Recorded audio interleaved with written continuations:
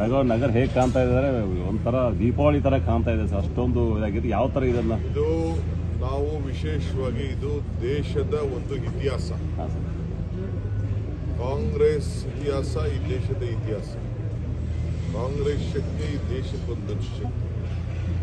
ಈ ಇತಿಹಾಸ ನಮ್ಮ ಬೆಳಗಾಮಲ್ಲಿ ಅವತ್ತು ಜವಾಹರ್ಲಾಲ್ ನೆಹರು ಮತ್ತು ಗಂಗಾಧರ್ ದೇಶಪಾಂಡೆ ಇಬ್ಬರು ಜನರಲ್ ಸೆಕ್ರೆಟರಿ, ಇಬ್ಬರು ಗಾಂಧೀಜಿಯವ್ರನ್ನ ಕರ್ಕೊಂಡು ಬಂದು ಇಲ್ಲಿ ಅವ್ರನ್ನ ಅಧ್ಯಕ್ಷರಾಗಿ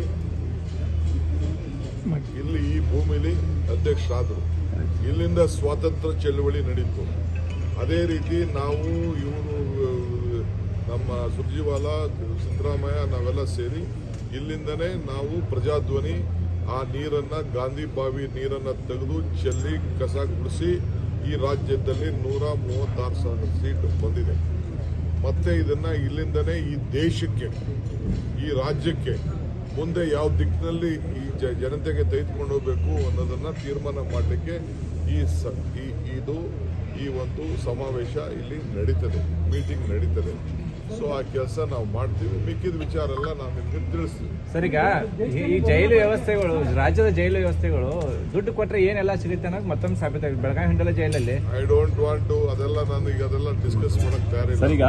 ಅಲ್ಲ ಸರ್, ದುಡ್ಡು ಕೊಟ್ಟು ಅದೆಲ್ಲ ಅದು ಬೇಲಿ ಹಾಕೋರು ಯಾರಂತ ಸರ್? ಸರ್ಕಾರ ನೀವು ಡಿಸಿಎಂ ನೀವು ಹೆಂಗ್ ಅಂದ್ರೆ ಅದೆಲ್ಲ ಒಂದು ಕೆಲಸ ಮಾಡೋದು ಹೋಮ್ ಮಿನಿಸ್ಟರ್ ಹತ್ರ ಮಾತಾಡಿ ಬರ್ತಾರೆ. ಸರ್, ಈಗ 100 ವರ್ಷಗಳ ನಂತರ ಮತ್ತೊಮ್ಮೆ ಈಗ ಕಾಂಗ್ರೆಸ್ ಎರ ಸ್ಟಾರ್ಟ್ ಆಗಿದೆ. 100 ವರ್ಷಗಳ ನಂತರ ಮತ್ತೊಮ್ಮೆ ಕಾಂಗ್ರೆಸ್ನ ಎರ ಸ್ಟಾರ್ಟ್ ಆಗಿರುವಂಥದ್ದು ಯಾವ ತರ ತಾವು ಅಧ್ಯಕ್ಷರಾಗಿ ಹೊಸ ದಿಕ್ಕಿಗೆ ಈ ದೇಶನ ಈ ಕಾಲಕ್ಕೆ ಏನ್ ಬೇಕೋ ಆ ಕಾಲ, ಅಂದು ಗಾಂಧಿ ಇಂದು ಖರ್ಗೆ ಸಾಹೇಬ್ ಆ ಜಾಗದಲ್ಲಿ ಕೂತಿದ್ದಾರೆ.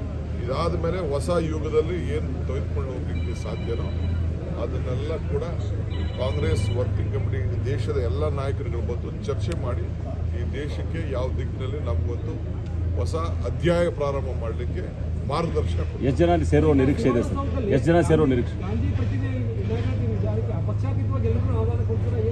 All party opposition leader, parliament member Jagadish Shettar, Priyanka Jarkiholi, speaker, council chairman, ಎಲ್ಲರಿಗೂ ನಾರಾಯಣಸ್ವಾಮಿ, ಎಲ್ಲ MLAಗಳು, all party MLAs, all party MLCs, all party MP, everyone will be invited.